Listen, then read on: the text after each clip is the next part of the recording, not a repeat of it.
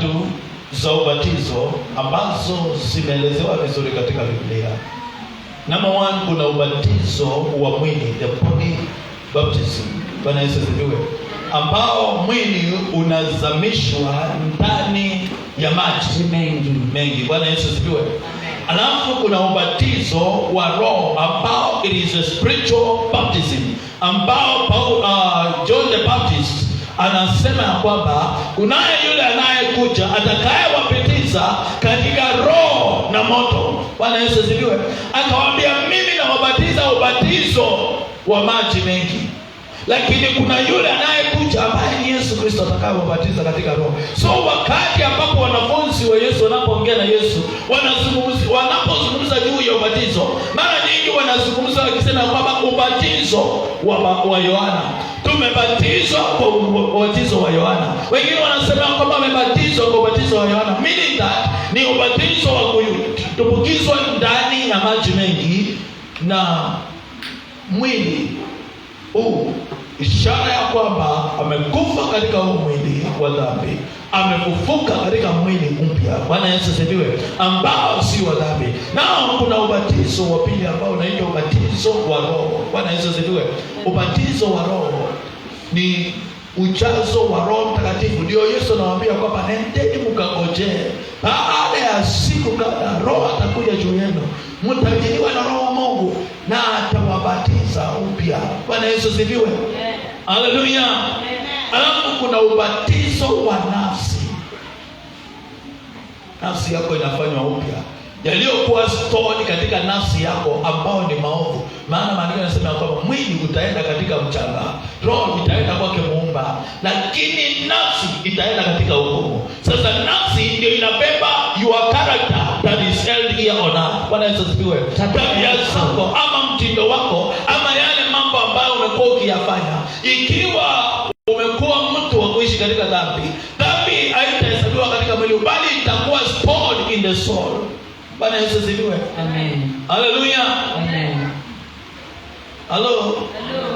Na ndio watu wengi, wakati Biblia inapozungumza ya kwamba katika Ezekieli 16 mstari wa 5 inasema ya kwamba kuna wengine nao nafsi zao zilishikwa tangu kuzaliwa kwao. In other words, their spiritual, their soul imeshakamatwa na vifungo vya kifamilia. So hata ajaribu kupiga hatua inakataa, because the body is like free, the spirit is like free, but the soul imeshakamatwa.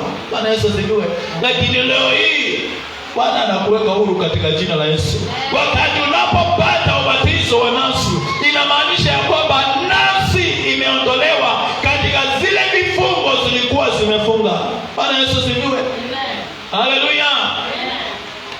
Ndio mara nyingi wakati ambapo ninapofanya deliverance, watu tunasikia kwamba nikisema kwamba umefunguliwa in the body, in the spirit and in the soul. Bwana Yesu asifiwe. Why? Because if you leave the soul may be bound. Bwana Yesu asifiwe. Amen. Hallelujah. Amen. Na kwa hivyo leo na neno ubatizo inamaanisha kuwa na mwanzo mpya, a new rebirth. It's like a rebirth. Bwana Yesu asifiwe. Amen. Neno ubatizo inamaanisha kwamba kuzaliwa upya, kupata jambo jipya. Haleluya. Nafsi yako inapopata ubatizo inazaliwa upya. Roho yako inapopata ubatizo inazaliwa upya. Na mwili wako unapopata ubatizo unazaliwa upya. Bwana Yesu asifiwe.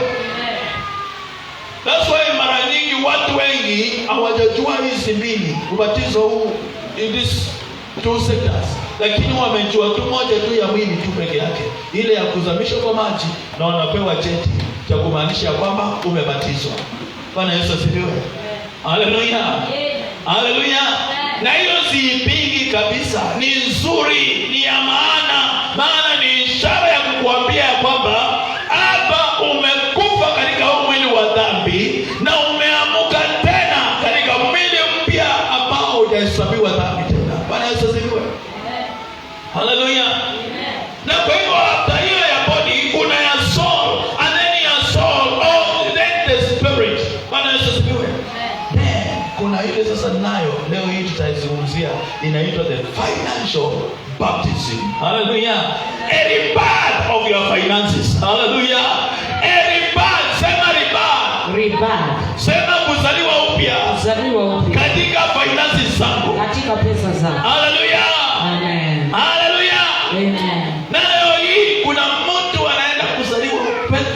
zake zinazaliwa upya. Haleluya. Amen. Ikiwa kuna mahali zilikuwa zimefungwa katika ule mambo ya kale, ni kwamba kuanzia leo hii zinazaliwa upya katika jina la Yesu Kristo. You are going to experience a financial baptism in your life in Jesus name. And after the financial baptism, every struggle of finances is dying today in Jesus name. Katika jina. Hallelujah. Hallelujah. Kila kung'ang'ana kote kwa kifedha, unaenda kufa leo hii ukazaliwa upya katika finances. Hakuna kung'ang'ana tena, maana mwanzo mpya umefanyika katika jina la Yesu. Hallelujah. Amen. I tell you, I don't know why God brought this, because tunaelekea mwisho wa mwaka. Imebaki siku 3 tumalize mwaka. And then now God is saying that financial baptism, ambapo tunastahili kuzungumza juu ya mwaka utaisha namna gani. Bwana Yesu asifiwe. Hello. Lakini kuna kitu Mungu anataka aanze na wewe. Yes. Hallelujah. Amen. Kila roho zote zilizoua pesa zako, zilizozika pesa zako, zilizoharibu pesa zako, zilizoinafia na your finances, leo hii zijue ya kwamba there is a financial baptism ambayo inafanyika kwa maisha yako, na unaenda kuzaliwa upya katika finances zako. Unaenda kuwa na mwanzo mpya katika finances zako katika jina la Yesu Kristo. Kama wazazi wako walistruggle kupata pesa, walistruggle katika finances, wakaangamia, wengine wako hai lakini hawajawahi fanikiwa, wamekaa katika mateso, hata wamehangaika, wameshindwa watafanya nini. Lakini leo hii natangaza, you are going to have a financial baptism. Amen. You are going to experience financial baptism katika maisha yako katika jina la Yesu. Receive it in Jesus name. Katika jina la Yesu. Hallelujah. Amen. Sema leo hii. Leo hii Napokea financial baptism. ubatizo wa fedha. Hello. Amen. Ubatizo wa kifedha. Hello. Ubatizo wa kifedha. Ambia jirani yako ubatizo wa kifedha. Ubatizo wa kifedha. Yaani pesa unaanza upya. Wakati tunaposema tunamalizia, naye Mungu anasema no, si kumalizia, tunaanza upya. Wakati tunasema tunamalizia, kalenda ya Gregorian inasema tunamalizia, lakini kalenda ya Mungu inasema tunaanza upya. Tunaanza upya. Tunaanza upya. Kipindi hicho cha kustruggle kimeisha, tunaanza upya. Kipindi cha kustruggle kimeisha. Hakuna kustruggle tena na fedha. Hakuna kustruggle tena. Hicho kipindi kimeisha. Amen. Bwana Yesu asifiwe. Ndoto moja iliyootwa na Farao ilisababisha Yusufu asing'ang'ane tena kwa maisha yake. Haleluya. Haleluya.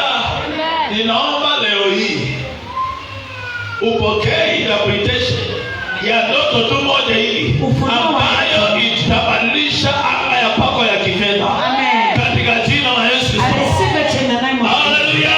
Amen. Ambayo itabadilisha anga yako ya kifedha katika jina la Yesu. Amen. Hello. Haitakuwa ya kwamba wakati wa sikukuu ukienda nyumbani mpaka ushikiwe kuku uruziwe ili urudi mjini. Kuku inauzwa, mbuzi inauzwa ili upate fare kurudi mjini. Sema nimekataa hiyo tabia. Nimekataa hiyo. Sema nimekataa hiyo tabia. Nimekataa hiyo tabia. Na hiyo mtindo nimeikataa. Sema nimekansel huo mtindo kwa familia ya pangu katika jina la Yesu. Katika jina la Yesu. Haleluya. Amen. Hadi watoto wanakutembelea wakibeba kale ka kilo moja ya ngano na sukari ya kota na maziwa ya ile ya 50 ile kamoja. Alafu wakimaliza kunywa na akifika ndio watakunywa hiyo. Na wakimaliza akitoka hapa na kwambia mami ndani sina fare ya kurudi. Lazima itabidi.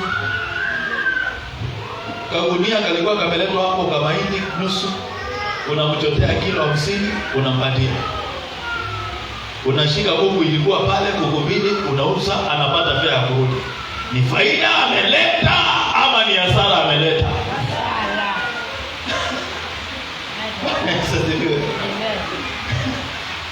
Haleluya. Amen.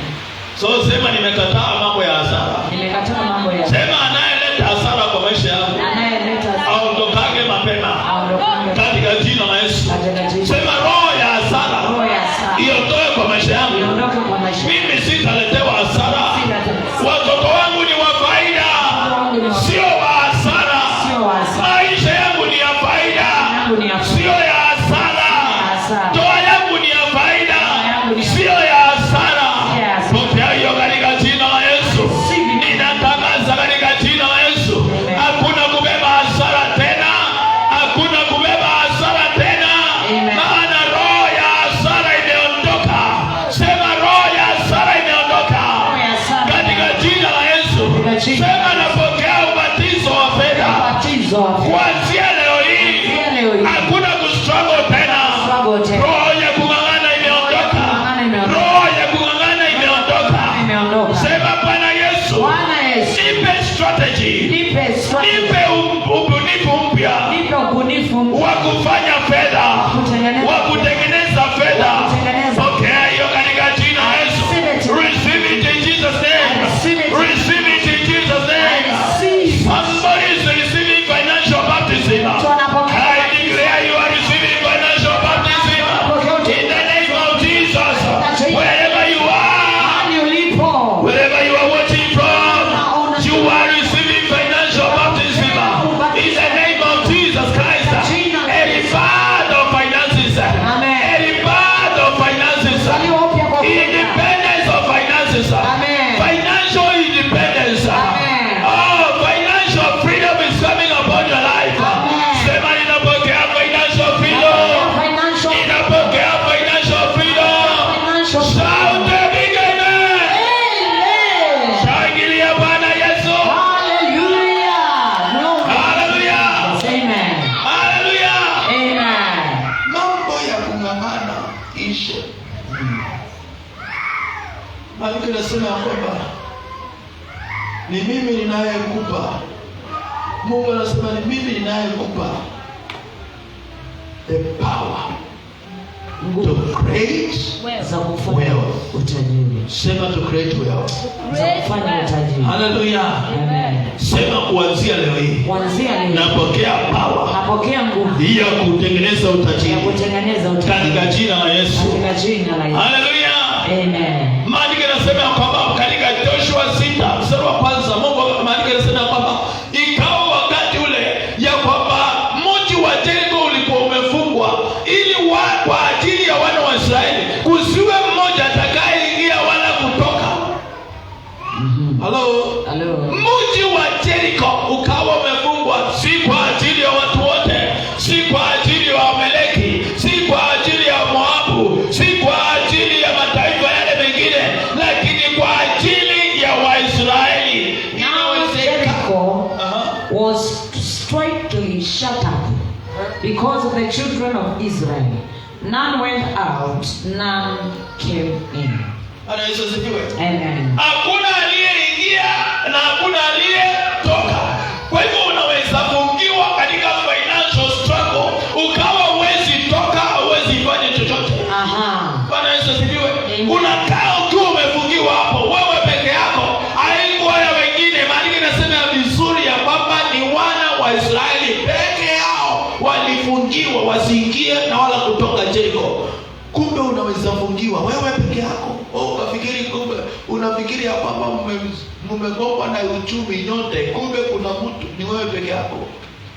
Wewe wakati unasema uchumi mbaya, kuna mwingine ametoa KDV pia. Wanga zero mileage. Na unasema kwamba uchumi mbaya, Kenya mbaya. Lakini kuna mwingine ametoa KDV.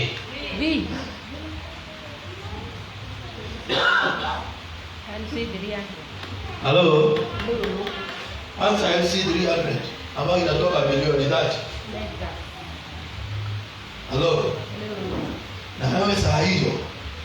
Sema uchumi. Kuna mwingine amenunua ploti. Kuna mwingine amenunua ploti ya milioni 100. Na bado unasema uchumi mbaya. Haleluya.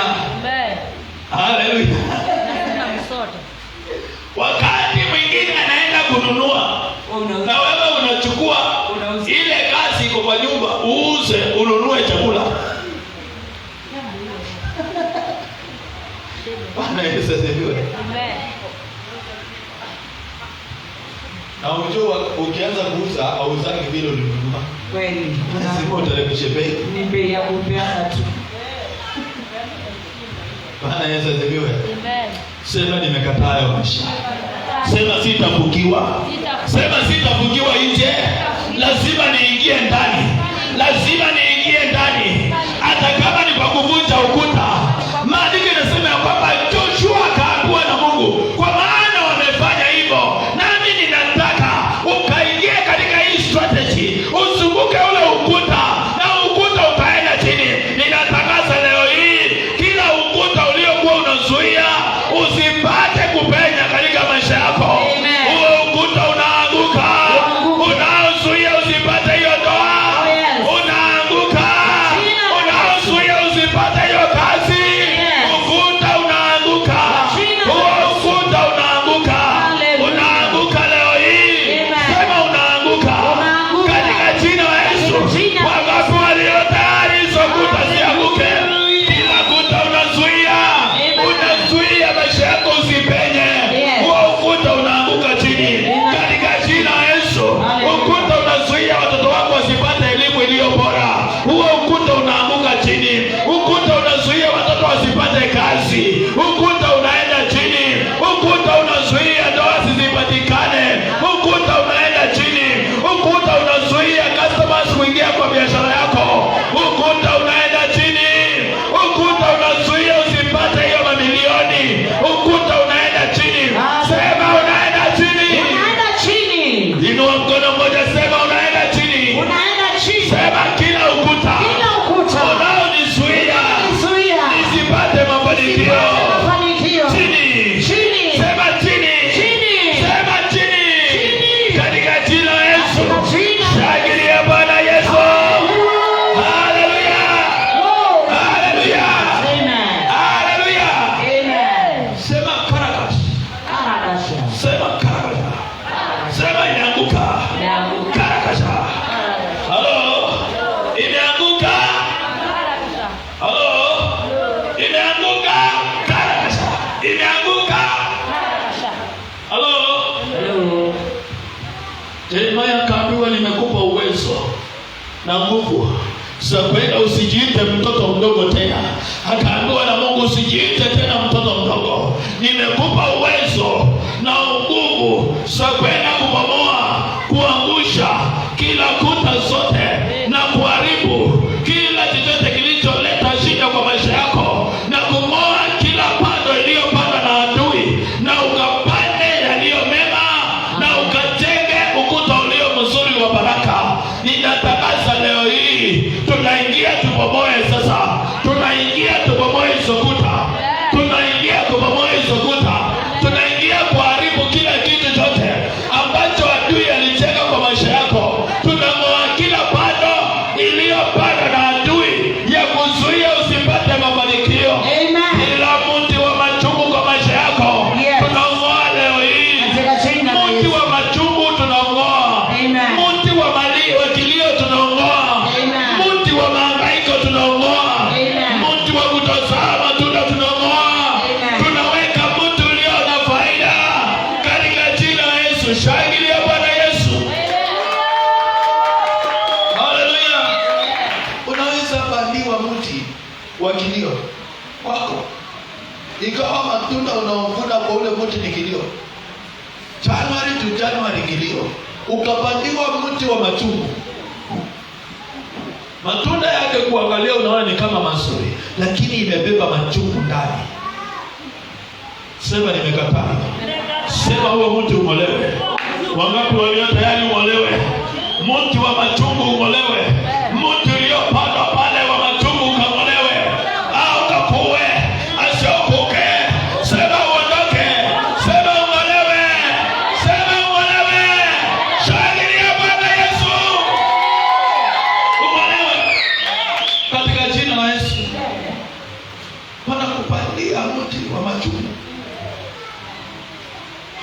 Wakinunua sukuma kwako wanasema ni chungu. Wakinunua maembe kwako ni machungu.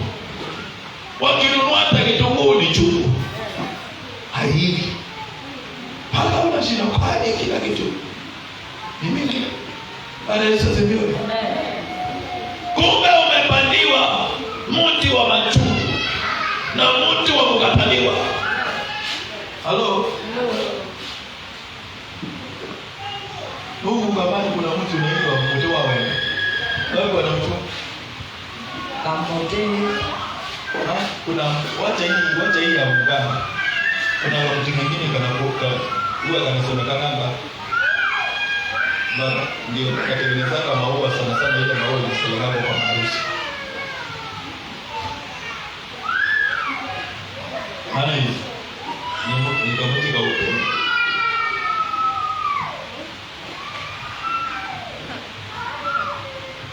Anatengeneza hizi maua sana ndio kanarudiwa kwa ile maua ambayo inatengeneza ya harusi. Zile maua zinatengenezwa za harusi. I don't know much about it, but Bwana Yesu asifiwe. Haleluya. Hello. Hello. Na hivi tunaweka mti wa upendo katika boma yako leo hii ya spiritual. Mti wa upendo kwa hiyo boma. Mti wa talaka uondoke. Mti wa machungu uondoke. Mti wa vifo uondoke. Mti wa mauti uondoke. Mti wa mateso uondoke. Mti wa kilio uondoke. Mti wa mateso uondoke. Mti wa kukataa pesa kwa boma yako uondoke. Pesa ianze kupatikana. Pesa ianze kupatikana. Pesa. Sema pesa. Sema pesa. Hello. Yeye jirani yako pesa si mbaya. Tamaa ya pesa ndio mbaya. Bwana Yesu asifiwe. Pesa si mbaya. Tamaa ndio mbaya. Tamaa. Si kupenda pesa. Hapana. Usidanganywe. Kupenda pesa si kubaya. Ni nani hapendi pesa? Usidanganywe. Ni nani hapendi pesa?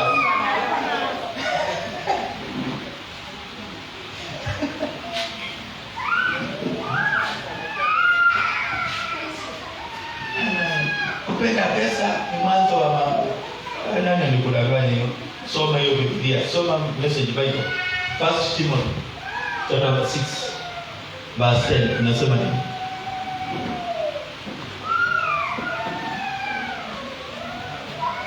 Haraka. Na mwingine asome Kiswahili. 1 Timothy 6 verse 10. Lust for money brings trouble. Listen, that statement. Lust For money. Lust. See, love of money. Lust. Inasema lust of money. Sema lust for money. Lust for money brings trouble. Sema inaleta shida. Tamaa ya pesa ndio huleta matatizo kwa maisha ya watu. Si kupenda pesa, ni tamaa. Kuna tofauti ya kupenda na kuwa na tamaa. Ukiingiwa na tamaa ya pesa ndio inakupeleka unaiba. Ukiingiwa na tamaa ya pesa ndio inakupeleka unaweza uwa mtu ili upate pesa. Bwana Yesu asifiwe. Amen. Haleluya. Amen. Tamaa ya pesa, tamaa ya cheo. Kupata cheo si kubaya, kupenda cheo si kubaya. Lakini tamaa ya cheo ikiingia, unaweza uwa mtu ili uingie kwa ile cheo. Bwana Yesu asifiwe. Hello.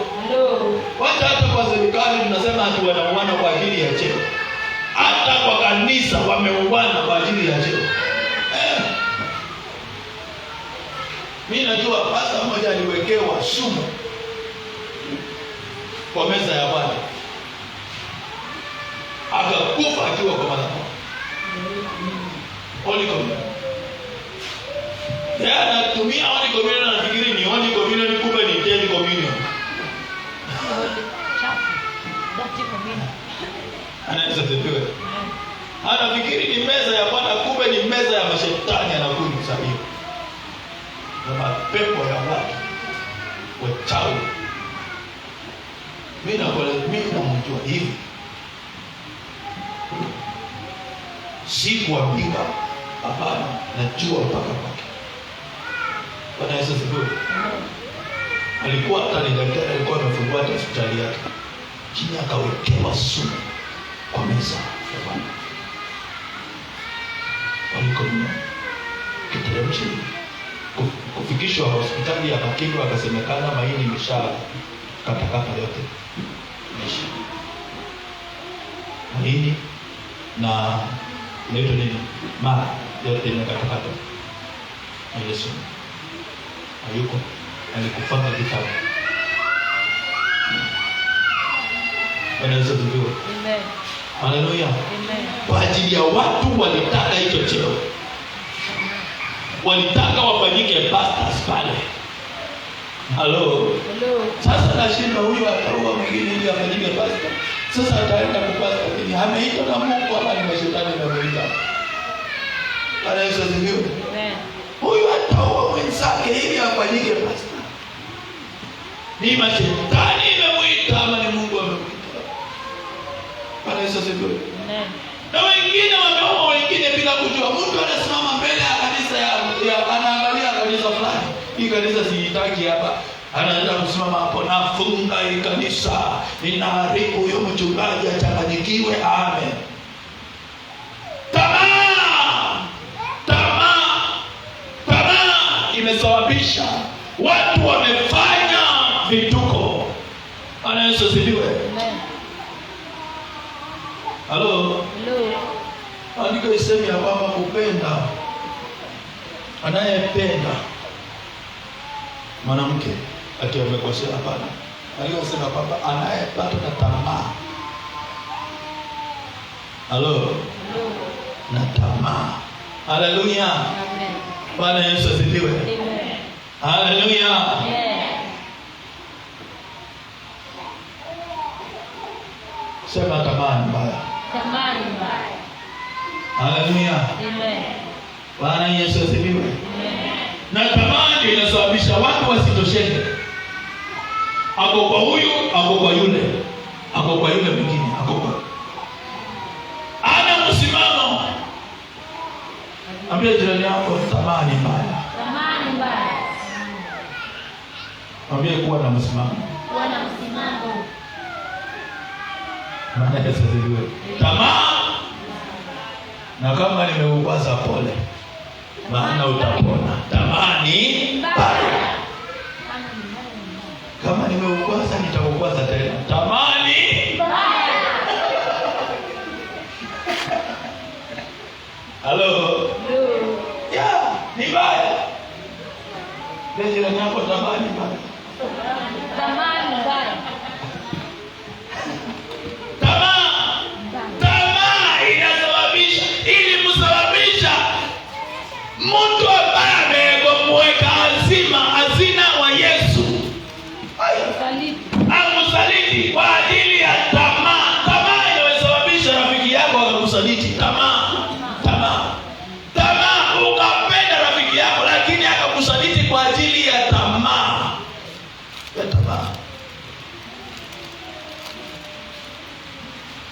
Bwana Yesu asifiwe. Haleluya. Amen. Haleluya. Amen. Ndio jirani yako tamaa ni mbaya. Tamaa ni mbaya. Tamaa imesababisha hata wanasiasa wanamalizana usiku na mchana. Tamaa. Sitaki kusema mengi lakini najua tamaa. Nasema tamaa. Tamaa ni mbaya. Tamaa. Ndio jirani yako tamaa mbaya. Tamaa ni mbaya. Sijui kama utatoa wimbo utaimba tamaa mbaya, tamaa mbaya. Tamaa Inaua sana tamaa mbaya. Jirani yako tamaa mbaya, tamaa mbaya. Tamaa mbaya, tabia mbaya. Inaua sana tamaa mbaya. Tamaa Bwana Yesu asifiwe. Amen. Haleluya. Amen. Bwana Yesu asifiwe. Amen. Tamaa mbaya, tamaa. Bali inasema kwamba anaye na tamaa na mwanamke ameshaazini naye. Si anayempenda, unaweza mpenda, lakini tamaa ndio inasababisha mtu anazini, even in the spirit. Sina makosa nikikwambia nakupenda, lakini ikifika kwa tamaa, ni hata kabla hata tufanye chochote, tushazini. Biblia inasema hivyo, in the spirit. Ikiingia tamaa, ishatendeka hata msipote. Tamaa, ambia jirani yako tamaa. Tamaa. Lisa jirani yako, ni ipi ilikuingia? Tamaa ya nini ilikuingia? Tamaa inadhani. Haleluya. Ukaona nguo nzuri ya jirani ameandika pale, ameandika hapo kwa kama, ukaingiwa na tamaa. Na tamaa ikiingia, wivu na kinyongo zinafuatananga, ni majirani wanaitananga. Tamaa ikiingia, wivu na kinyongo ni majirani. Na usaliti, ukachukua maji chafu ukatupa kwa ile nguo, kaenda ukashika mahali na ingi, ukajua basi hiyo ingi itawaitoka, umwekea alama. Bwana Yesu asifiwe. Tamaa, ambia jirani yako tamaa.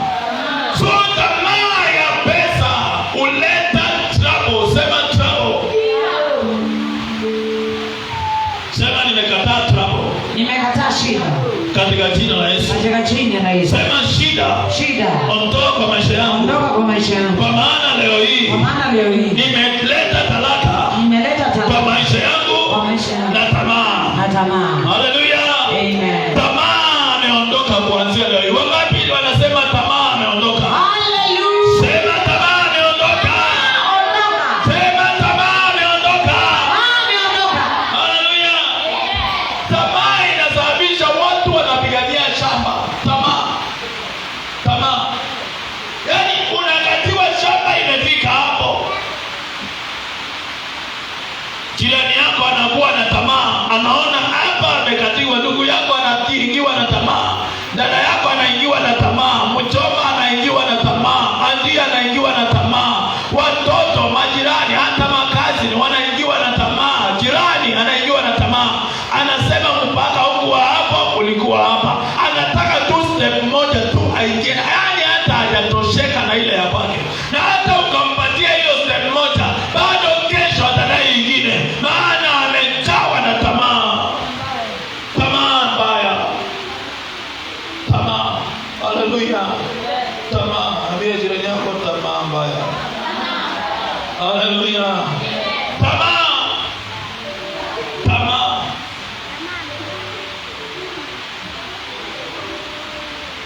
Halo.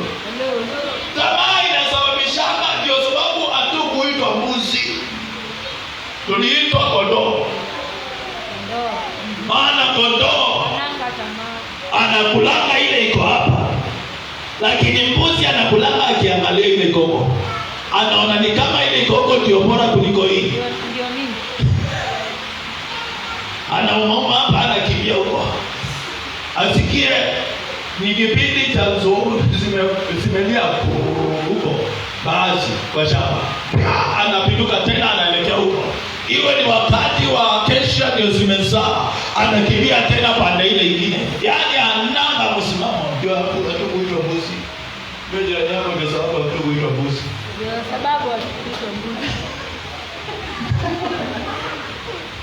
Tuliitwa. Yesu anasema nimeenda kutafuta kondoo iliyopotea. Ilibaki alikuja kutafuta kondoo iliyopotea. Si wewe ulienda kutafuta Yesu. Ni Yesu ndiye alikuja kukutafuta. Maana kondoo hata ikiwa imepotea haijuagi kama imepotea. Mwenye kondoo ndio anajuanga kondoo imefanya nini? Imepotea. Hata wewe huko unajua kama umepotea. Ni Yesu ndiye alikutafuta. Halo. Halo. Bwana Yesu asifiwe. Amen. Na wewe ukitafuta tafutika. Tafutika, patikana.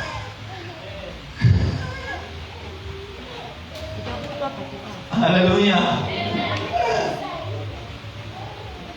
Bwana Yesu asifiwe.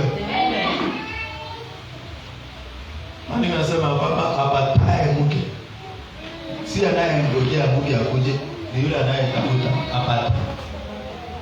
Who finds, so meaning that it is searching. You cannot find without searching. Hauwezi pata kabla hujatafuta. Bwana, naomba uniletee mke, na wewe utafuta. Atakuja kweli? Hawezi kuja. Na akikuja, kama utamuona, lazima utupe mistari. Lazima utupe nini? Si kwenda na unanyamaza, umenuliana masoda, anaenda na mwingine. Nasemanga mbona hukuelewa? Mbona nunua hii soda?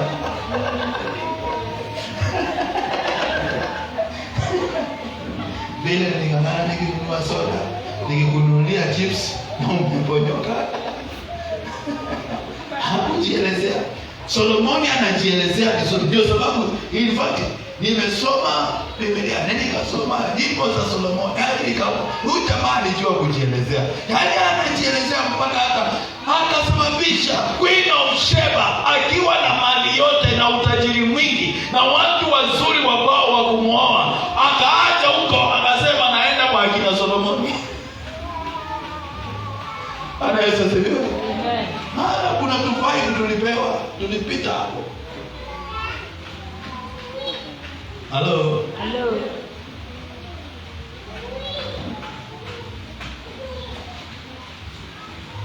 Sio kinyamaza, jieleze.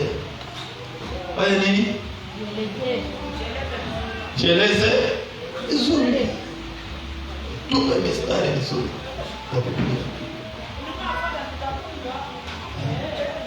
Bwana Yesu asifiwe.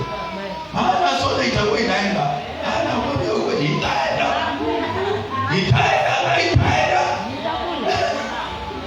Ready utalipa na itaenda. Dada nafikiri ni maombi imejibiwa. Bwana nilikuwa nahitaji ready na umelipa. Imelipa na mtu. Bwana ni asante kwa maana umeleta destiny hapa. Msaidizi ambaye amenilipia rent. Haleluya. Na kumbe nawe uko unang'ang'ana ukifikiri ya kwamba umeweka rubber stamp. Kumbe hakuna kitu, haukupeleka mistari. Haleluya. Bwana Yesu asifiwe. Anaona confirmed. Kwa simu anasema haleluya. Leo hii ninaomba Mungu na Mungu ametenda. Huyo ndugu ni kama alituma na Mungu alisaidia. Kumbe naye ndugu anatafuta mistari ya kuingia. Naye kuingia. Sasa akienda ndio hapa na chira kitu anasema pesa yangu.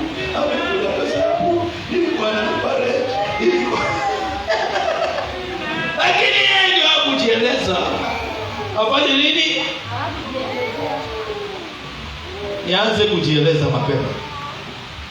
Halo? Bwana Yesu asifiwe. Maana kuna kutafuta. Si ukae kwa nyumba useme akuje, atakuja wapi? Ni utafute. Haleluya. Amen. Fanya nini? Utafute. Haleluya. Amen. Hata katika ulimwengu wa kifedha huwezi omba na ukae kwa nyumba, lazima utoke nje ili pesa ipatikane. Haleluya. Amen. Au utakaa kwa nyumba. Bwana Yesu asifiwe. Amen. Oh, pastor, unajua kuna watu wanakutumianga pesa. Kwa unafikiri ya kwamba kuna mtu anaweza tuma pesa yake hivi kiolela akiwa hakuwa na mpango naye. Anatafuta acha nitafute ni nani nitatumia. Acha nitumie. Hapana. Haikutoka hivyo. Na kitambo itoke, imefanywa kazi. Ile kazi nimefanyia ni kupoa.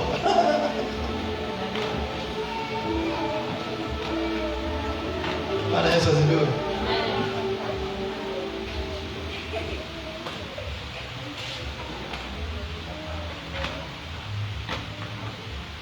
Halo. Maana hata wewe unafikirianga mimi najinyimanga chakula mara ngapi? Kama hata mara nyingi nakula kama mara 3 kwa wiki mzima.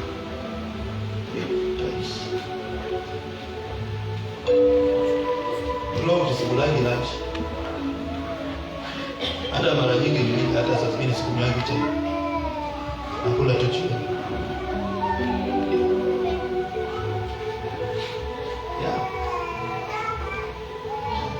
Halo.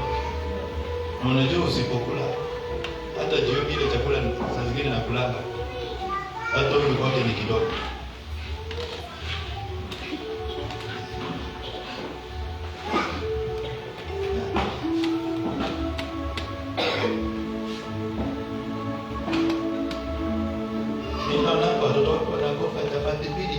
Wanamaliza kila mmoja, na mimi mmoja kuisha ni harambee ile ya kulazimishwa siukule hiyo hii lazima utamaliza hiyo. Bwana Yesu asifiwe. Hello. So mwambie jirani yako hakuna moja ya kule. Mwambie hakuna moja ya kule. Lazima ufanyie kazi. Haleluya. Lazima ifanywe nini? Katika kitabu cha Mhubiri Ecclesiastes 11 mstari wa kwanza, in the message Bible inasema nini?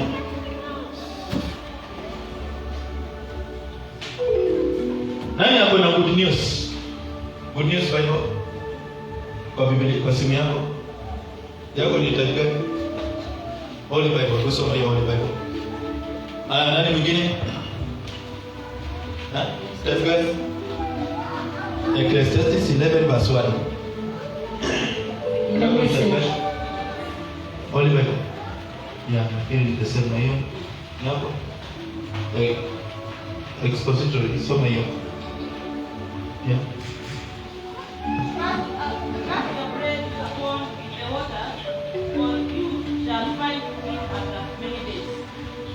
Cast your bread upon many waters, and you shall find it after many days. Be generous, invest in acts of charity. Charity yields returns. Be generous. That is, if you want to live in financial freedom, kuwa mtu mwenye generosity. Generosity ni nini kisaidia? Generous. Kuwa mtu mwenye moyo wa kupeana. Bwana Yesu asifiwe. Amen. Moyo wa kutoa, moyo wa shukrani. Unaangalia mtu unamsaidia, unasema ya kwamba siwezi kula siku peke yangu, kuna nitatafuta mtu.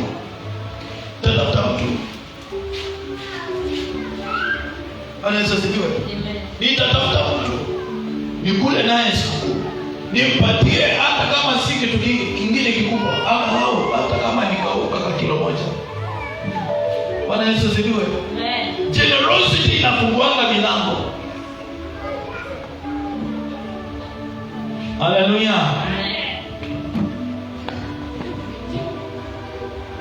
Hello. Wewe binti ameniambia siku, kaniambia kwamba kaniambia pasta, nakuja na kupatia shukrani na namba tu kule kwa siku hapo. Namba yako ya fedha ishafunguka. Hiyo hata nikiwa sijatamka tayari ishafunguka. Maana kuna ushiriki huko. Bwana Yesu asifiwe. Amen. How many people have you shared with? Uliza jirani yako umeshare na wangapi? Umeshare na wangapi?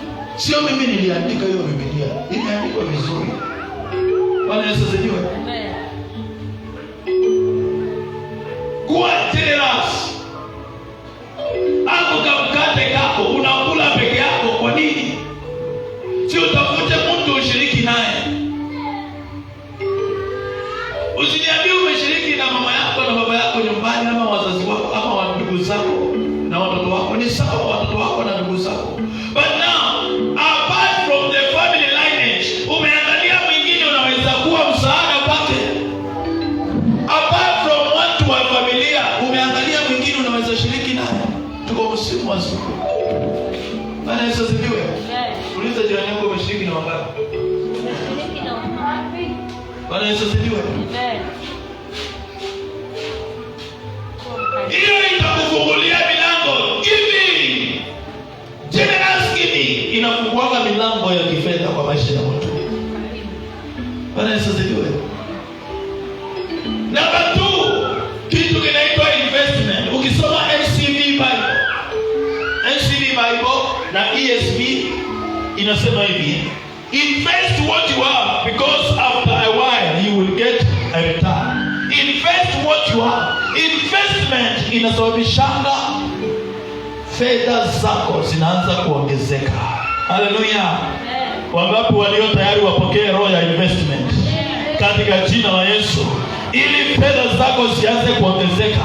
Angalia platforms unaweza invest. Kuna investment, si lazima investment iwe ni mamilioni ya pesa.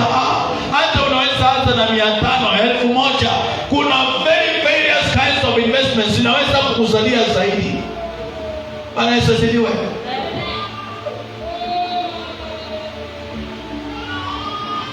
Hello. Wewe nikuuliza swali moja. I thank God maana kwa wale ambao walinisaidia katika kutoa zile za sikukuu tulikula. God bless you. Mungu akubariki sana. Maana hauko ni inasema nini kesho hii kwa machage na wale kesho. Hauko ni majira.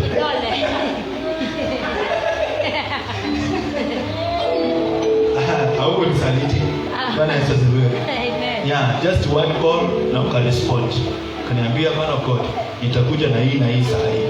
Bwana Yesu asifiwe. Even though ilikuwa emergency, lakini Mungu akufungulie milango katika jina la Yesu. Amen.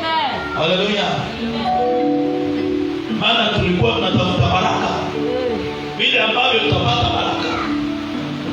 Hiyo siku ya 25 yote tumefanya tulikuwa na milioni kwa wili na mkoa. Bwana Yesu asifiwe.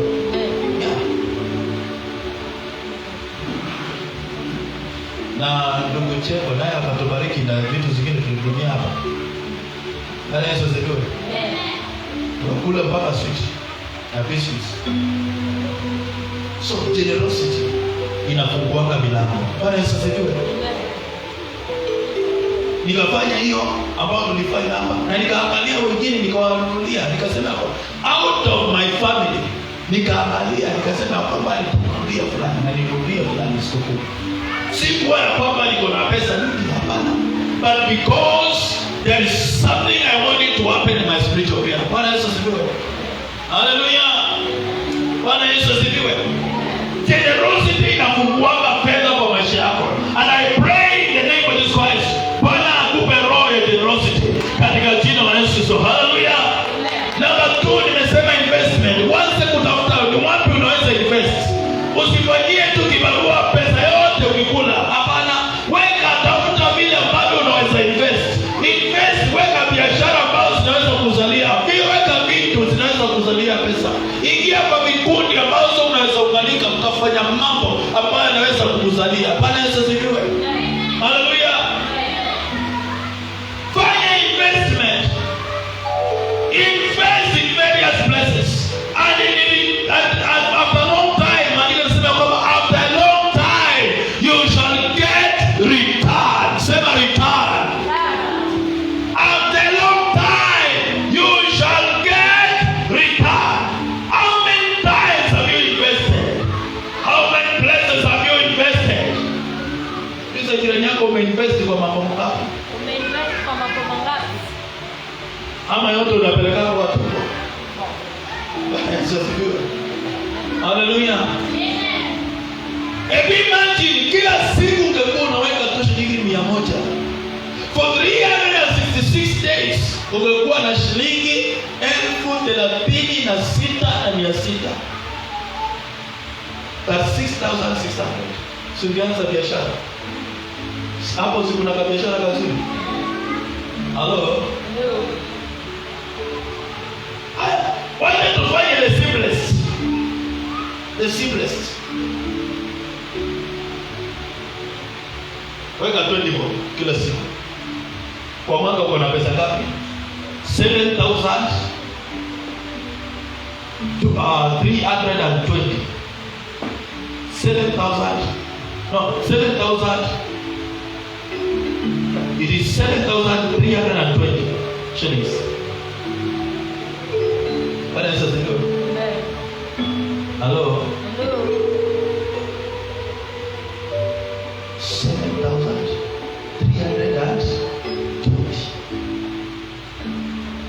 shillings. Hesabu yako imeingia. Wala umefanya calculator na naona watu wamechukua calculator. Imeingia aje? 7320. 7320.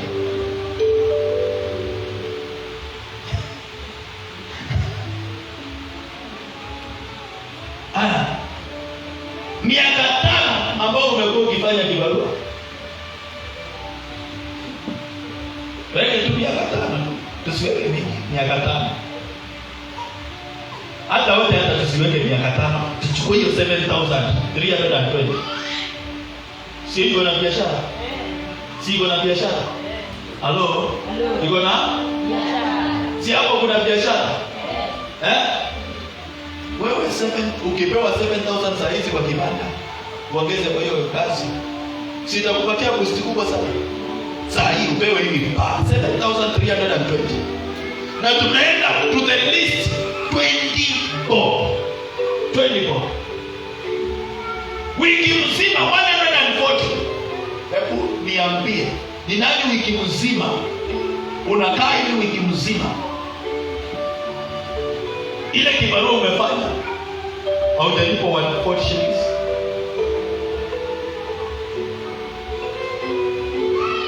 Sio umepata? Lakini hapo unalia, Bwana nipatie capital. Nikipata 5,000 ya kuanzisha biashara, Bwana nitakushukuru. Nawe Mungu amekupa akili, anakwambia there is a wisdom that I'm giving you. Just save 24. In the end of the year utakuwa na 7,320. Hizo 7,000 utakuwa na uwezo wa kuanza biashara. Badala ya kulilia 5,000, uko na sasa 7,000. Bwana Yesu asifiwe. I don't know whether nakugua mtu akili yake. Haleluya. Kusoma sasa mwambie akili yako inafunguka. Bwana Yesu asifiwe. Haleluya.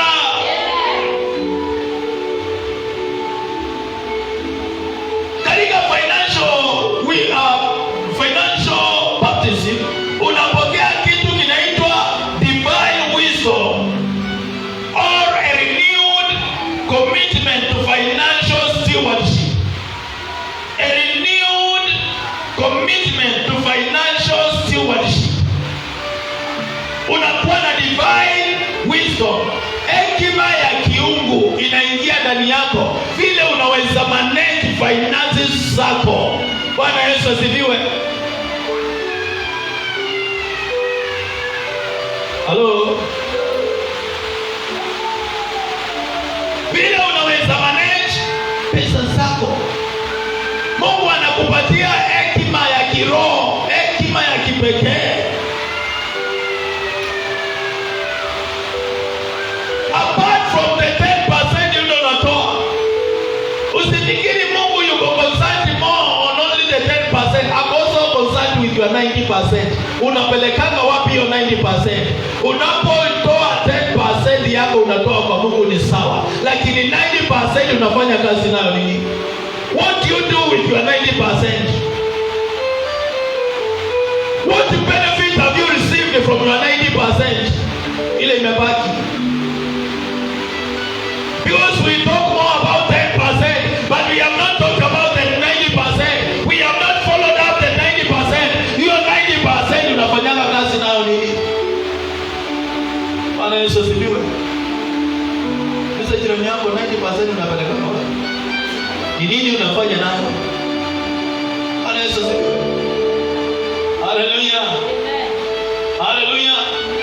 Baada ya kutoa 10%, Mungu atakupatia ruhusa ati uende ukipona bwana. Sasa unasema kwamba sasa nimetoa 10%. Sasa wacha nipitie hapa, ninunue nyama, nipite hapa, nimfanye hii, ninunue dress, nifanye hivi. Pesa inaisha. Hapana. Mungu anakupatia kitu kinaitwa divine wisdom. Bwana Yesu asifiwe. Unakuwa na renewed commitment in your financial management. Bwana Yesu asifiwe. Ili uwe na stability katika finances zako, you can start saving a little. Proverbs 6:6 inasema kwamba wewe ambaye ni mvivu, nenda mahali kuna chungu,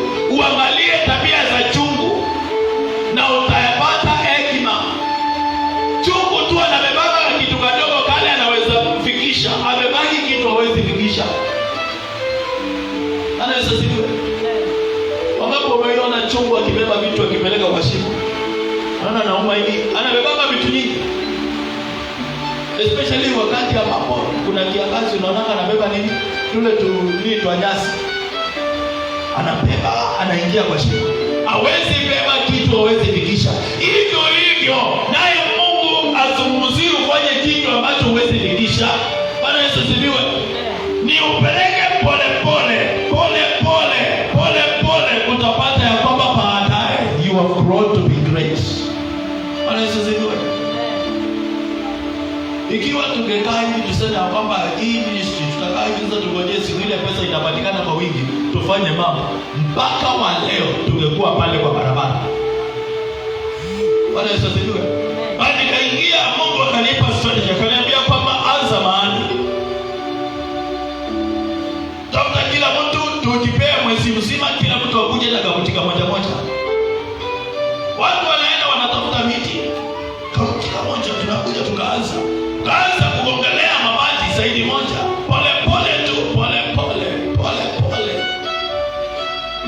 Pole tu, pole. Na sasa hivi tunafika hapa. Bwana Yesu asifiwe. Why? Because there is a commitment ambayo imefanyika. You commit yourself. Unasema kwamba now I want financial breakthrough in my life. In 2026 I will not cry again of financial struggling. Ya kwamba ninaingia 2026 ninaanza upya. Nikianza 2026 ninaanza upya. Bwana Yesu asifiwe. Nianze strategy, nijicommit, nijiwekee kila siku. Hakuna siku hizi banks zimerahisisha mambo. Hata unawekewa mpaka hata kwa hiyo simu yako, hata kama ni simu ya kadururu unawekewa hapo. Unaweza tuma pesa kwa banki yako. Ukatuma 20 bob ikaingia huko. Kesho ukatuma another 20 bob. Kesho kutwa another 20 bob. Bwana Yesu asifiwe. Mwaka ukiisha, 2026 ikiisha, unajipata ukitumia hiyo 20 bob. Siku ile umepata pesa mingi. Usiweke 20 bob, weka mingi. Ili wakati ambapo utakosa hiyo 20 bob, at least imekava ile siku. Bwana Yesu asifiwe. Hivyo ndio inaitwa commitment. You commit yourself. Siku ile ambao ulinunua hiyo nguo, basi siku ile ulikuwa unanunua hii fulana, ni pesa mingi, mimi nazijua vile zinatoka hapa. Bwana Yesu asifiwe. Siku ile ulijiamulia nitaenda kuinunua, ukaiona kwa duka, ulienda ukajicommit. Ukasema sasa nyama out. Maana kuna lengo niko nayo. Wacha watu waseme ya kwamba sikuli nyama kwangu, lakini kuna lengo niko nayo, kuna hiyo fulana lazima niipate. Na ukajicommit until fulana ikafanya nini? Ikapatikana. Hivyo ulijicommit. Si ulijicommit hata ukakula sikukuu vizuri, si ndio? Watu wako hata wakakula sikukuu, hata kama uko na mingi, at least ukaona chapati imemuliwa kwa nyumba, watoto wakajua kuna harufu ya chapati inaonekana mahali. Kuna commitment, ulijicommit kwa hiyo. Kuna commitment. Hivyo kama unaweza jicommit kwa hiyo, basi hata unaweza jicommit kwa kutengeneza maisha yako. Amen. Si tujicommit kuanzia leo hii. Tuseme we are going to commit ourselves in 20 that are going to bring breakthrough in our lives. Tufanye mambo ambayo yataleta breakthrough kwa maisha yetu. Bwana Yesu asifiwe. Unakutana na mtu anakununulia kasoda ka 100, tupa ka 20 bob pale mahali. Akale ka akaunti, tupa hapo ka 20 bob. Hello? Akaunti yako ina grow. Hata kama utapata 10, tupa hapo 10 hapo. Useme ni 20 ni kwa na hiyo 10 itakagua na ile siku ambayo ulipata pesa mingi ukaweka 100. Hallelujah. Amen. Hallelujah. Useme kwamba hata kama leo hii nimepata 5,000 na sikuwa na budget ya niwekage 20 bob. Hapana. Umepata 5,000, weka 500 kwa hiyo account. Sema account yako inasonga. Hiyo 500 itakava zile siku ambapo utakuja kukosa.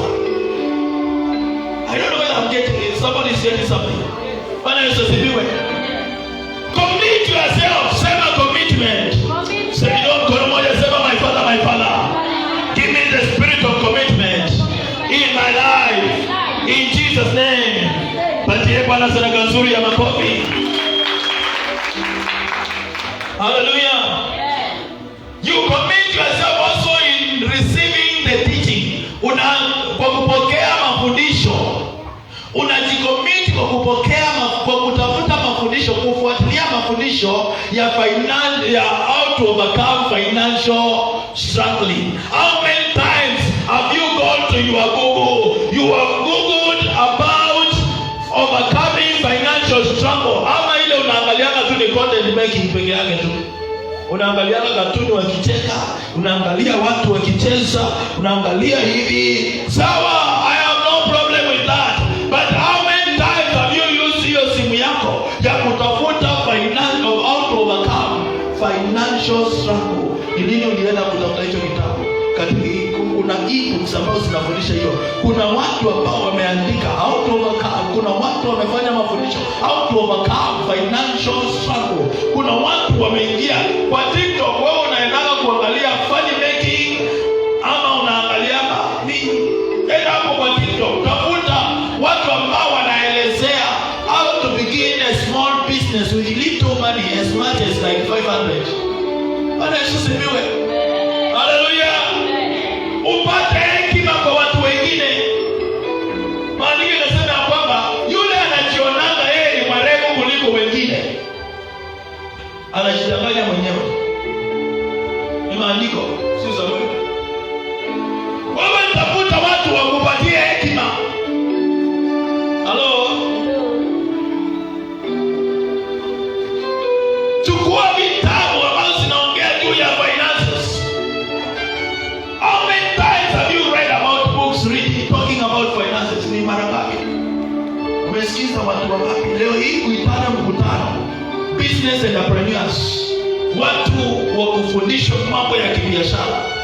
Ndio utasikia mtu mwingine nijibu ni biashara na nini sio biashara. Sio na mimi sio watakuwa tena. Sio na mimi hata makofi. Sawa. Bwana asifiwe. Kama kitu kingi makameni. Hasta kingi kabisa sana kitakameni. Kwa kameni na kwenda na usioga na tena. Lakini kwenda. Hii kitu iko kwa damu. Unasema hiki pia. Ya biashara kwetu iko kwa damu. Iko kwa damu na wewe unazungukana tu mahali pamoja. Why can't you join people to get enlightenment? Usikie vile biashara zinafanywa na akili ifunguke. Bwana Yesu asifiwe. Maandiko yanasema kwamba kaa na watu walio werevu nawe utaerevuka. Ni maandiko. Kaa na watu ambao ni werevu katika biashara hiyo nawe utaerevuka.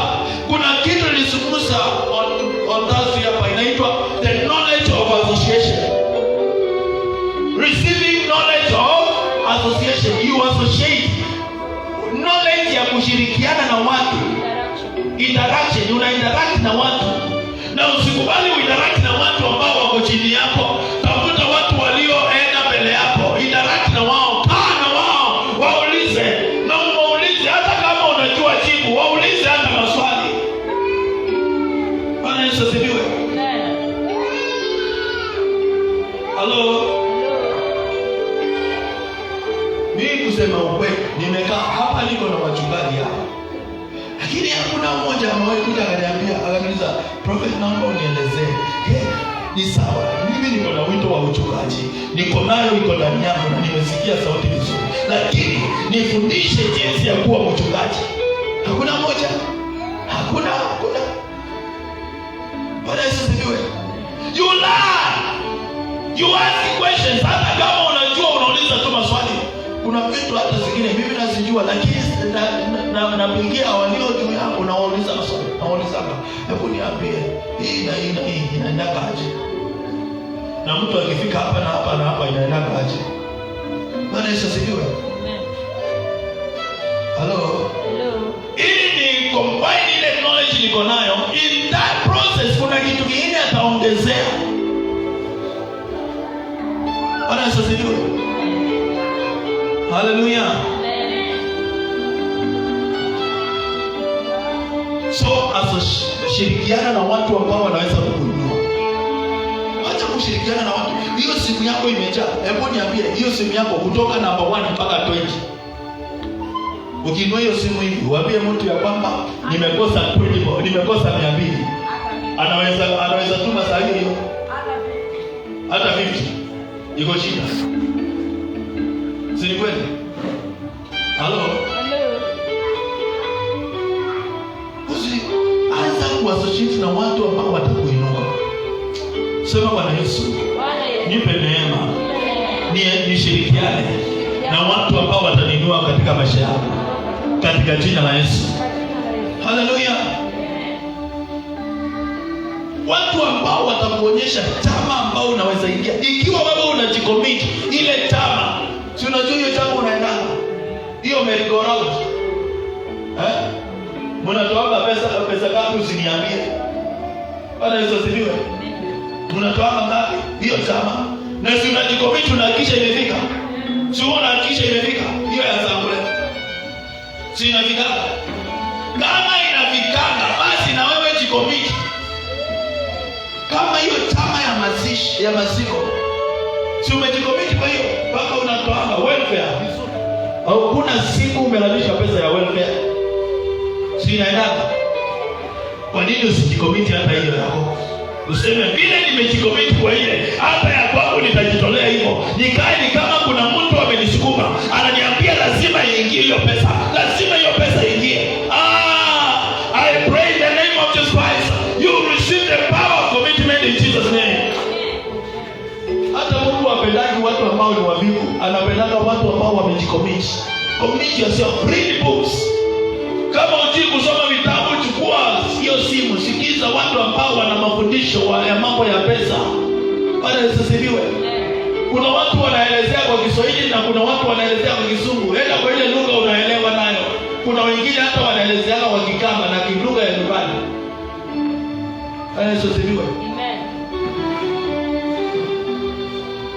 Kuna ndugu mmoja kwa TikTok anaelezea vitu kwa Kiluya kabisa open.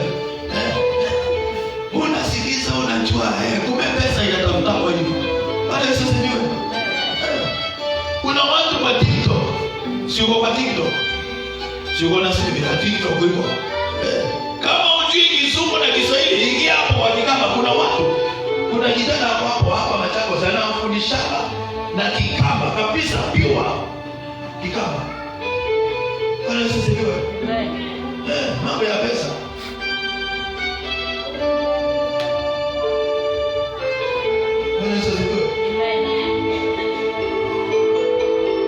Hello. Nao katika hii generation nani hajui Kiswahili? Haleluya. Nenda hapo tafuta. Sikiza hiyo fundisho vizuri. Bwana Yesu asifiwe. Hello. How to do rebranding biashara yako. Ikiwa unataka ulikuwa umeweka pande hii maji, umeuguza na umeangalia maji hii imekwamia hapo, unabadilisha. Kuna kitu kinaitwa rebranding. Unaibadilisha au unaiweka pande hii nyingine na unachukua pande hii unaweka huko na unafuta vizuri. Watu wanaangalia wanaona. Bwana Yesu asifiwe. Ile maji umeleta upya. Ile inashine maji unaweka hapa mbele ya hii nyingine. Mtu akiitisha maji unapatia hii nyingine ya. Bwana Yesu asifiwe. Hello. Hallelujah. Amen. Yeah. Am I speaking to somebody? You commit also yourself in prayer. Maombi pia ni lazima. Ndiye jirani yako maombi ni lazima. Unajikomiti katika pia maombi, unamwambia Bwana kama kuna mifumo zimezuia pesa kwa maisha yangu, nazo siondoke. Kama kuna limitation iliwekwa kwetu ili tusipate pesa, basi hata hizo limitations zinaondoka. Bwana Yesu asifiwe. Number 3, claiming needs. You commit yourself in claiming needs. Claiming needs ni nini? Ni unapunguza mahitaji yako. Kwa maana kuna kitu unataka. Ikiwa mahitaji yako kila siku inatumianga shilingi 500, unaamua sasa haitakuwa inatumia 500, nitakuwa natumia 300. Ikiwa inatumianga mahitaji yako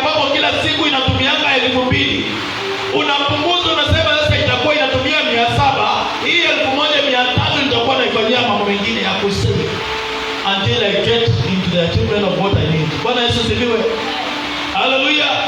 Unapunguza mahitaji. Ikiwa unaendanga kwenu kutembea kwenu, kule tu hakuna kitu unaenda kufanya, hata hakuna kitu unabebea wazazi. Unaenda tu kutembea kule. Unaendanga mara 20 kwa mwaka. Punguza ikuje 5. Bwana Yesu asifiwe. Punguza itoke 20 ikuje 10 ama 5. Bwana Yesu asifiwe. At least unaona kwa mwezi wanaendanga mara 5. Ni nini kusalimia wazazi? Mtu anaenda ametumia fare mingi ya bure. Mimi kwenda na kurudi nikiwa peke yangu nitahitaji nitumie karibu 1000 peke yangu. Basi karibu ni 5000 plus peke yangu. Kwenda sasa hiyo ni fair. Hata sijakula chochote kwa barabara 1500.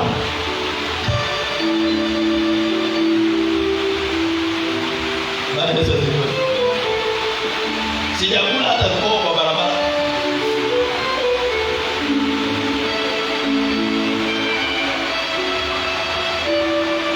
Sasa niamue sasa nitaenda na familia yangu. Wewe unaona ni pesa ngapi?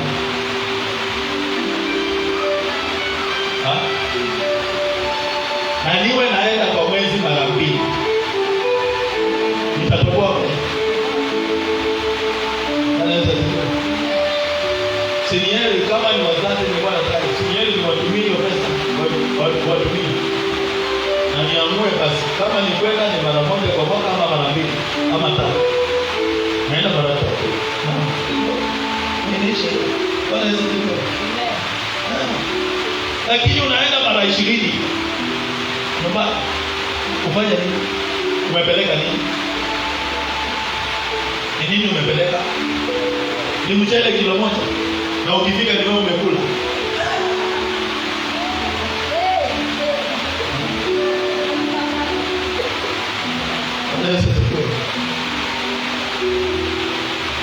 Ndio jirani yako claiming needs. Mwambie hapo ni kupunguza mahitaji ili umuone Mungu katika finances. Wangapi wamepata hiyo? Wangapi wanasema watapunguza mahitaji? Haleluya. Ili Mungu aonekane. Haleluya. Hello. Hello.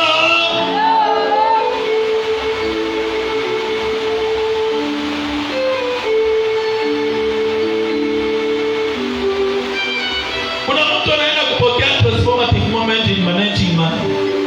Unaenda kupata mabadilisho jinsi ya kumanage pesa zako. Na upokee the new understanding of financial independence. Financial baptism in maana nyingine ni pia it is also a new understanding of financial independence. Kuwa na uwezo wa kujisimamia kifedha.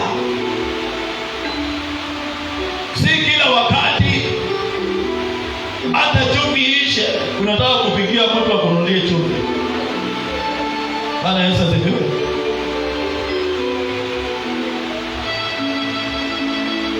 Hello.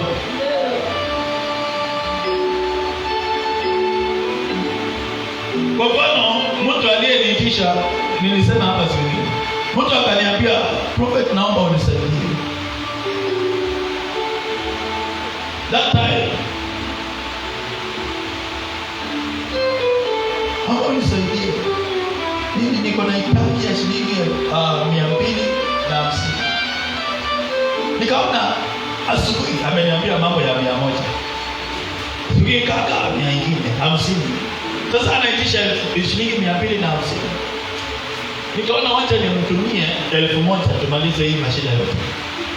Nikamtumia 1000. Sasa anapiga tena au kunitumia na ya kutoa. Alitaka shilingi 250. Nimemwekea 1000 na anasema ya kutoa.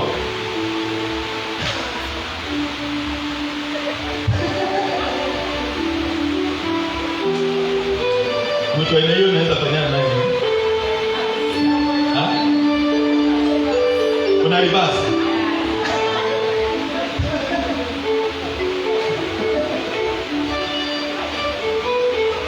Bana ni mtu hayuko tayari kusaidika.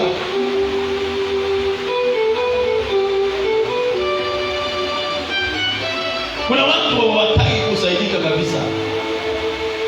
Wamekaliwa na kiroho cha kuwafinyilia katika mambo ya kifedha. Wanataka kuwa tu mtu tu ni kuweka mkono hivi throughout. First Thessalonians 4:11 inasema kwamba commit yourself hata katika biashara ili usiwe mzigo kwa watu wengine. Fanya biashara ili usiwe mzigo kwa watu wengine. Uliza jirani yako, umekuwa mzigo kwa watu wangapi? Mwambie leo hii roho ya kuwa mzigo iondoke kwa maisha yako. Soma hapo Kiswahili haraka. 4:11 haraka. First Thessalonians 4:11. Tena mjitahidi kutulia. Mjitahidi kutulia na kutenda shughuli zenu. Na kutenda shughuli zenu. Na kufanya kazi kwa mikono yenu. Na kufanya kazi kwa mikono yenu wenyewe. Ambia jirani yako kufanya kazi kwa mikono yako. Kufanya kazi kwa mikono yako. Hebu gusa mtu mwambie kufanya kazi kwa mikono yako. Kufanya kazi kwa mikono yako. Kama tulivyowaagiza. Kama vile tulivyowaagiza, endelea. Ili mwenende kwa adabu mbele ya walio nje. Ili mwenende kwa adabu kwa watu walio nje, wakuone wewe ambaye ni mlokole, uko na adabu nzuri. Ya nini? Wala usiwe na haja ya kitu chochote. Ili usiwe na haja ya kitu cha mwingine. Kizungu inasema kwamba ili usiwe mzigo kwa mwingine. Bwana Yesu asifiwe. Amen. Haleluya. Amen. Ili usiwe mzigo kwa wengine. Dependent on anybody. Bwana Yesu asifiwe. Depending on anybody. Kizungu inasema hivyo. That you may not be depending on anybody. So fanya kazi kwa mikono yako mwenyewe. Ni Biblia imesema, sio Samuel. Mind your own business. Ndio jirani yako, mind your own business. Mind your own business. Wewe kazi yako unazungukaka huku ni mshenee peke yake. Fulani unaona, mimi alikuwa amevaa, fulani hata angepiga hiyo nywele hivi, ingekuwa ni vizuri badala ya kupiga pande nyingine. Fulani unaona vile alikuwa amenyoa, angenyoa hivi, badala ya kunyoa hivi, ingetokea vizuri. Hadi kazi yake tu ni kuzunguka mshenee. Amejana kwa mind your own business. Haleluya. Mwambie tena na watu. Halo. Mwambie shughulika na ya kwako. Achana na ya watu. Halo. Umeharibu muda mwingi baya ukishughulika na ya watu. Wengia fanya pesa kwa mikono yako ili usiwe mzigo kwa wengine. Yesu kama imekaliwa leto. Alafu jioni ikifika, unajua ya mboga sina, nitumie ya mboga. Ile masaa angefanya kazi. Oshele.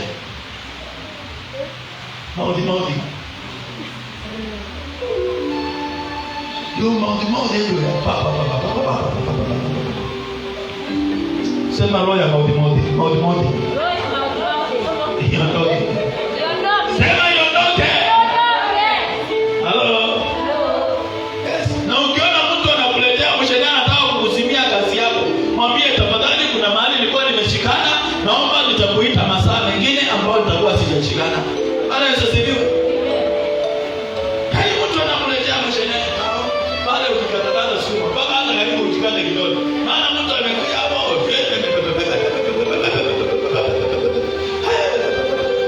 hata customer wanapita. Unamwambia tafadhali, ndio hapa nimeshikana kidogo. nitakuita wakati itakuwa niko free. Halo? Unamzima hivyo, inaisha. Asikia dada.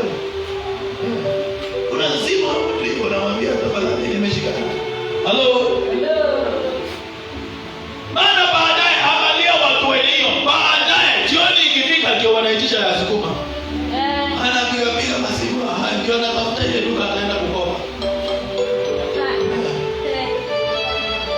Badili ya kwenda kwa kibarua, yuko pale kupiga mshahara. Badili ya haribu credit akitafuta kazi, anaharibu credit apige mshahara.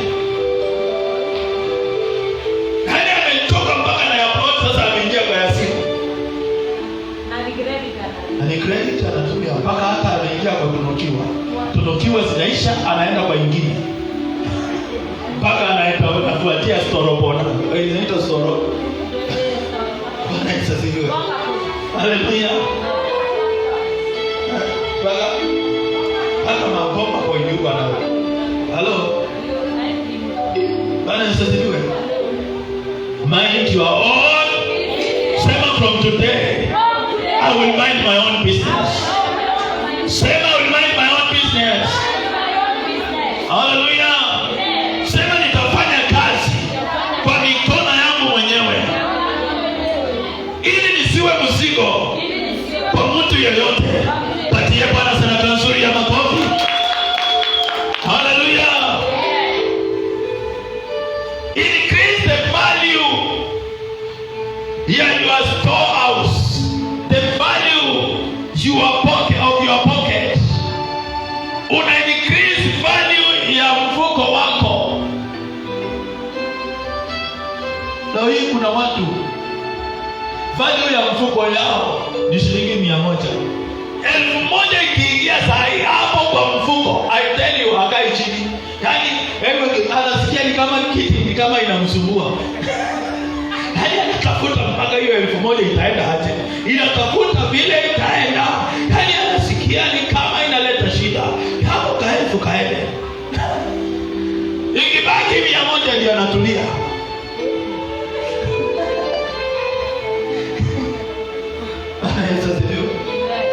Maana value ya mfuko wake ni shilingi 100. Ikienda 1,000 shida. I tell you, apata hata kama ni 5,000 usiku, ingie kwa simu. Haki atatafuta mahali kuna kucha ni saa 5 ya usiku. Leo hii nakula nyama. Bali hao watu mpaka hata anaanza kisirani. Bali hao watu hawajui biashara, wanafungana kucha ni mapema hivi. Hali inatafuta mahali itatoka iende. Ameleta kiburi. Hallelujah. Ambia jirani yako, increase the value of your pocket. Naomba leo hii value yako ipande juu. Value yako ikipanda, I tell you mambo yako hata inaanza kubadilika. When your value increases, also your financial baptism also changes. Bwana Yesu asifiwe. Kuna mmoja anaweza hata kwa mahali akienda kutafuta kazi ya nyumba akaajiriwa shilingi 5,000, na mwingine akatokea tu hivyo akaajiriwa 8,000. Tofauti ni nini? Na kazi yote ni moja. Tofauti ni nini? Value. Hallelujah. Bwana Yesu asifiwe. Siku ya leo nywele ni nywele. Kuna mahali naingiana, nikitoka hapo kunyolewa tu naacha 500. Lakini kuna mwingine hata 100 nikitoa nasikia ni ngumu kutoka. Mpaka hata namuuliza kuna balance. Maana value ya hapo inasema less than 100. Lakini kwingine value ya hapo inasema hata ukitoa 500 yani unasikia ni kama umetoa pesa kidogo. Maana value inasema ya hapo umeingia, inaongea mambo mengine.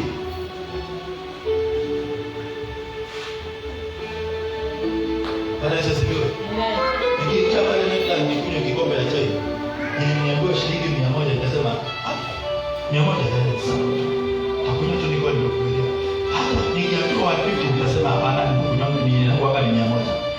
Lakini niende saa hizi Boulevard. Kikombe ya chai shilingi 1200. Itakunywa nikiwa na starehe. Maana value ya hapo inasema ni 1200. Iko wapi? Value ya hapo. Bwana Yesu asifiwe. Ambia jirani yako increase your value. Increase your value. Leo hii naomba uwe increase in your value in Jesus name. Amen. Hallelujah. Amen. Na kile Mungu anakupa usiende kuficha chini, anza kukifanyisha kazi. Amen. Mungu anataka ufanyishe kazi. Hiyo 500 umepata, ifanyishe kazi. Mimi hii akili yangu sijawahi hata siku moja. Hata nikienda shuleni nilikuwa nimebeba shindano ya kushonea watu viatu na glue ile gama ya kushonea ya viatu na uzi ya kushona. Na akili na rangi. Wewe kama utaki kuchoka kufanya kujipigia rangi, leta kiatu yako nikutengenezee, nikupigie rangi, utanilipa. Shuleni sasa niko shuleni. Watu wakilia usijapewa pocket money ya nani? Mimi kwanza hata hiyo pocket money itoke wapi? Ilikuwa inatoka wapi? Hii naingia hapo na jitafutia hapo.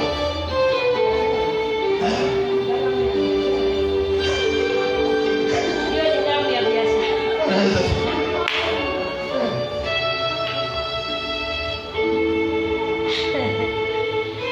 Hello? Hallelujah.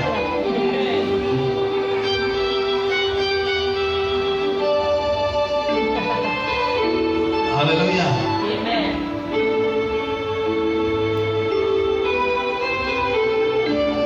Siku nyingine nikaangalia nikaona sina pesa. Saa hizo sina fedha ya kurudi mahali saa hizo. Nimeenda kufanya huduma mahali na sina fedha ya kurudi. Sasa niko Nairobi. Na mimi sijui kuomba vitu. Mimi sijui kuomba. Nikachukua simu. Nikaangalia simu. Nikaenda kwa mtu mmoja wa hoteli moja ambao unaona ni. Nikaenda hapo nikamwambia, sikiza, naenda kukuletea watu wakuje wakule hapa. Wakikula hapo utanipatia pesa ngapi?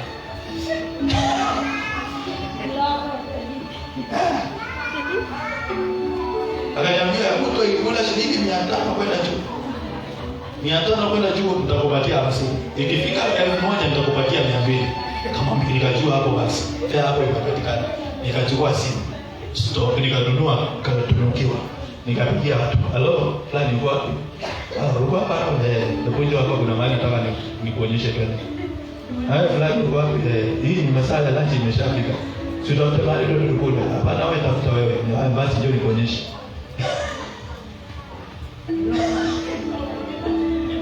Nikapeleka hapo. Wakaenda wakakula. Kapiga watu kadhaa. Kuna hapo karibu 1500 na 500. Hapo nikatoka hapo na 500 yangu. Kisha nikapata na nikanunua maji kwa barabara na biscuit. Anaweza kujua. Haya nitakuja mtu.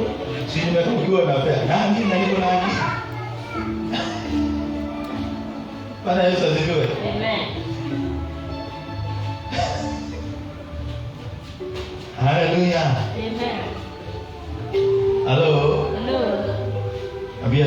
Ambia jirani yako, fanya kazi kwa mikono yako mwenyewe. Fanya kazi kwa mikono yako. Usitegemee watu. Usitegemee watu. Mimi kama katika huduma ningekaa katika kutegemea watu, niambie ningekuwa wapi sasa? Ningekuwa wapi? Bwana Yesu asifiwe. Hallelujah. Amen. Sijakaa katika kutegemea mtu. Hata kwa nyumba yangu niambie leo ningetegemea kwa nyumba yangu watu. Leo hii watu wangu hata watoto wangu wangekula hata chochote, hata wangekaa vizuri, hata wangefanya chochote. Bwana Yesu asifiwe. Ambia jirani yako umepewa hii akili uizungushe. Umepewa hii akili uzungushe. Ikiwa scientifically inasemekana ya kwamba tangu kuzaliwa kwako hadi kufa kwako hata ukiwa na miaka 500 akili huo umeitumia apota, hata hujafika nusu.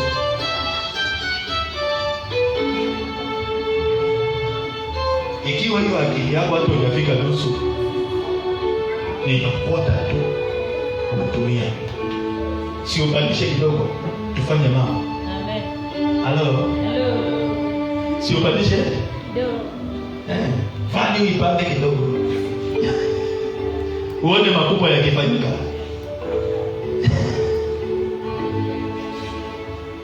Sema value inapanda. Value inapanda. Sema akili yako haitafungwa tena katika jina la Yesu. Sema wewe akili, funguka katika jina la Yesu. Sema funguka in Jesus name. Unaangalia opportunity, unaingia ndani yake. Hallelujah. Nikapokuwa mwenyewe. Ndio my sister. Usijikwa bishop useme mama, nisilete sawa na ninauza tomato na sukari peke yake. Na sasa hizo umepata sukari pale. Inauzwa gunia shilingi 1,000 na unajua ikifika Malele itakutokea 3,000 na unasema nini tukimani ila nini sisi wako bana. Yesu asifiwe. Unaingia unanunua hiyo sukuma kwanza sibaki unaingia pale hii. Haleluya. Bana Yesu asifiwe. Amen. Hello.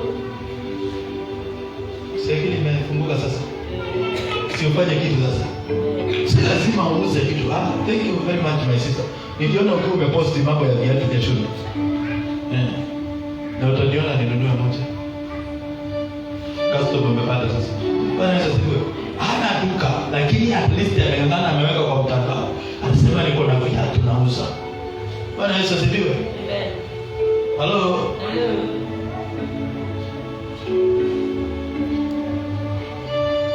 Jirani yako, hii akili ifanye kazi. Ifanye kazi. Sema wewe akili. Jishike hivi, sema wewe akili. Ufanye kazi. Kuanzia leo hii. Ulete pesa. Ulete mafanikio kwa maisha yangu katika jina la Yesu. Ikiwa samaki inabeba pesa, kwa nini wewe usibebe pesa? Yesu akatuma Petro akamwambia nenda uchukue samaki wa kwanza ako na pesa, chukua hiyo pesa nenda ukalipe kodi. Mathayo 17:27. Petro akafanya hivyo. Bwana Yesu asifiwe. Ikiwa samaki atabeba pesa, wewe si ubebe zaidi. Sema ikiwa samaki anabeba pesa, mimi nitabeba zaidi katika jina la Yesu. Ndio mkono mmoja sema nabeba zaidi katika jina la Yesu. Haleluya. Usifiche pesa, anza kuifanyisha kazi. Hello. Hebu niulize sana. Matthew 25:18. Tumemaliza.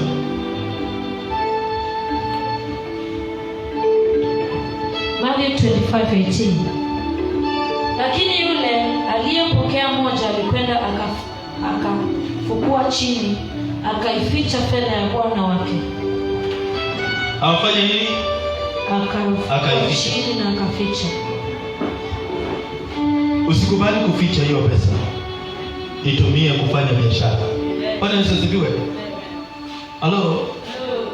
Umetoka all the way from Nairobi. Umebeba manguo ya kuja kuuza Malele. Kwani ulikuwa entitled kuuza Malele peke yake? Si ushukie pale Mlolongo, pale Cabanas. Anzia hapo. Kitambo ufike Malele usharudisha fare yako na umeuza. Hello. Nani alikuambia kuna mpaka naambia viko Malele. Nikataka viko Malele na ambao kwa mamba nini? Wako na mkia tena.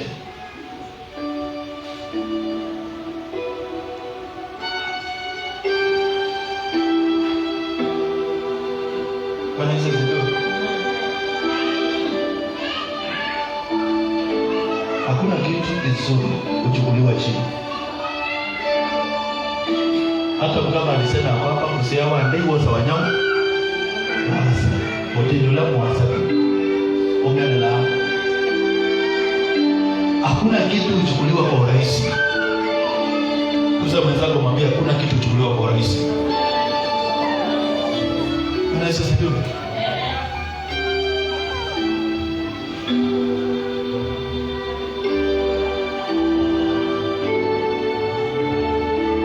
Haleluya. Sasa hivi nakamba na mtoto anaenda mtu anaenda kufanya kazi pale naomba na kusoma.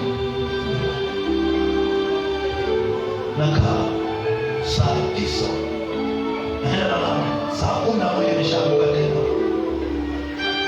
Nalala saa 9 na saa 11 nimeshaamka. Mtu anafikiria kwamba huduma inachukuliwa ati kwa pastor ni kwa hizi kwa hiyo ya wewe sijui inatolewa wapi. Sijawahi iona hiyo. Bwana Yesu asifiwe. Halo.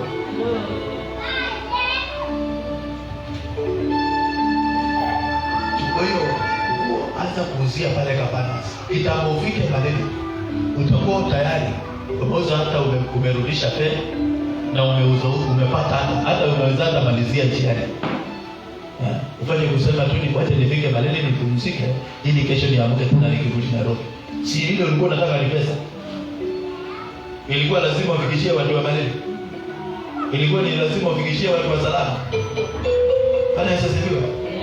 Na kama itawafikia well and good, lakini unajua kwamba mimi niko kwa biashara.